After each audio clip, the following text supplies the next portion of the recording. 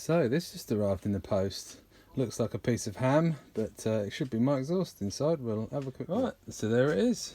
All looks in good nick, and it's obviously got the right curve to fit through the frame there. So we'll get that bolted. I'm probably going to take that heat cover off. It just looks a bit shit really, so I'll take that off and grind off the little standoffs on there. Yeah, silencer looks alright. CW, which yeah, don't really like that company, but anyway, yeah, it'll do. Might have to put a Parker sticker over that or something. But yeah, anyway, we'll go and get it fitted up. So we're just going to take these off with this beast. Right, so I just took those off with the grinder and then got the flappy paddle sander and just took that back a bit. It's not perfect, but you know, once it's heated up a bit, they'll soon disappear, I reckon. Might just give it a clean up with some WD and a pad there just to make it look a bit more normal. But when you get some heat on it, it'll be alright, I reckon. Okay, so that's the pipe loosely fitted up, and it's all got good clearance everywhere. So I just left that loose for now. Just put a couple of nuts in there. Once obviously got the silencer fitted here, then we'll tighten it all up and get it in position. Then put a couple of other lock nuts on, which I'll show you in a sec. So in the end, I had to use this older silencer because the other silencer that I bought, the baffle inside's a bit rattly, but I will fix it because it's not a bad looking silencer. So I'll just drill these pop rivets out and then sort out the rattle. But obviously for now, just to speed things up, I made a little adapter up. So I chopped the end off my old pipe so it's sleeved and fit the sort of newer, bigger bore style silencer. So this silencer is pretty good because it's got a baffle in that you can take in and out as well, which some tracks need you to do. So I'll probably just stick with this silencer for now. But there we go, so that's all done. So now I've just bolted that up with a spring washer. Just going to do the front bolts up and then put the plastics back on. One thing I do on the exhaust studs there is put a normal nut on there. I've got a nylock here. Obviously the nylock does melt a bit when obviously the engine heats up and stuff, but then I just tighten them up against each other so it doesn't come loose, and it's extra bit of security to keep your pipe on. So that's it all back together and the exhaust done. So it all looks quite neat. Better with the that horrible exhaust guard off it, so it looks a bit smarter. But you know, as and when, might get a proper system for it, or maybe an underslung one off good old Ginger Gandalf, Dan Pearson.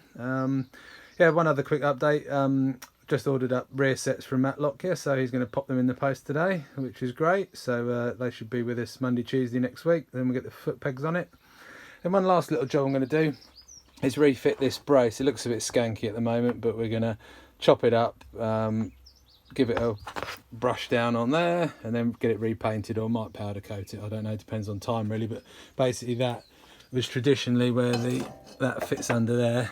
Main reason for me putting this back on is to give the engine a bit of support as well, because it's got 4 more mounting points there, 2 that go through the sump tray or oil catch tray, and then 2 that go through the engine itself, so it gives the frame a bit more stiffness. So we'll get that fitted and chopped up. So I've got that temporarily bolted up.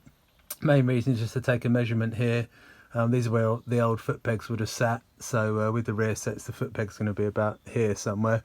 So these are no longer required, so we're going to chop them off. So just get my paint pen, mark those up, and then slit those off, and then we'll give this a clean and paint up and then get it refitted. So that's got them marked up, as you can see, marked it left and right as well. So we're going to get this beastie off and chop that off there and there, give it a clean up and a paint. So I said a quick clean up, filed and done all the ends there. I'll see if I can find online some little plastic caps to put in that. That'll look a bit neater, won't it, when it's on the bike. So I got rid of all the sort of flaky, crusty, rusty stuff. So yeah, I'll give it a light sand in a minute, and then we'll give it a paint with some Hammerite aerosol stuff. There we are, just drying after its first coat of paint. So we'll do another coat, and then we'll get it bolted back up. Right, so that's the brace all fitted up now. Put some new hardware in there. Again, spring washers, because these have a tendency to rattle loose, these little bolts there and these there. So yeah, obviously keep an eye on those and do a bolt check after every run, to be fair. But yeah, again, it's all got spring washers, thread locked, etc.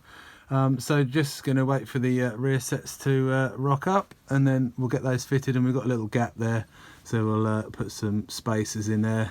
I'll hopefully chat that up and get them to make me some nice aluminium ones, but for now I might just put some washers in there, and then obviously get that all the rear sets bolted up and the pegs on, and then we're good to go, and then it's finished. So I suppose we better see if it works after its winter layup. Obviously same engine from last year, so it should all work absolutely fine. So yeah, we'll chuck some fuel in it.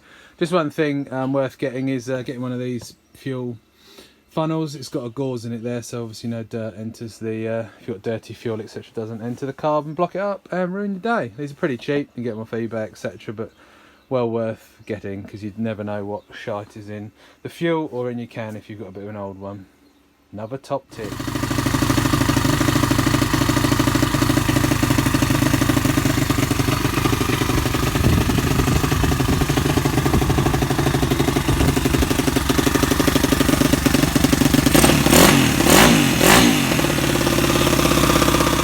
So there you go, it's all running, so bar the rear sets going on, she's good to go. So let's give you a quick walk around it. When it's finished I'll sort of go through all the bits I've used and just sort of do an updated version of it. Right, cheers for watching guys, and catch you soon.